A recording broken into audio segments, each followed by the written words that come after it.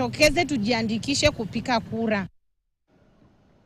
Hamasa zinatolewa na mashirika ya kijamii chini ya mpango wa kitaifa wa utekelezaji wa azimio wa mwaka 2016-2018 hadi 2025-2026 zimebaini kuwa kuna ongezeko la kina mama 14% kote nchini katika sekta ya uongozi. Afisa msimamizi wa mradi wa Imarisha Fauzia Hassim anasema taifa limeweza kuikumbatia sera ya mwaka 2025 na kuanza kuifanyia kazi. Akizungumza wakati wa uzinduzi rasmi wa mradi huo katika eneo la Matuga, kaunti ya Kwale, anasema hatua hiyo inalenga kuwajengea wanawake uwezo na kuwawezesha kushiriki kikamilifu uongozini. Ama kuna moshi mahali unafuka, tukiangalia wanawake wanadhulumiwa mitandaoni, matusi mitandaoni.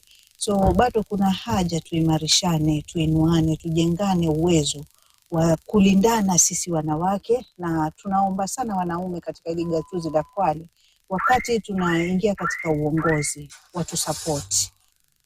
Nashukuru mradi kwa sababu naamini ama najua wamama wakiwezeshwa vizuri kabisa katika malezi bora, kwa sababu malezi bora, ukosefu malezi bora ndio chanzo cha utovu wa usalama. So naimani wamama wakikuwa empowered vizuri juu ya malezi bora, basi wana uwezo wa kuweka watoto wao katika ile foundation iliyo bora zaidi na kufanya jamii na imani. Tunaona kuwa kumekuwa na 14% increase katika vyeo mbalimbali za wanawake, na pia the Women Empowerment Index imeweza kupanda kwa sababu ya jitihada zinazofanywa na county governments na CSOs na CBOs kwa sababu za zile miradi zinazoletwa.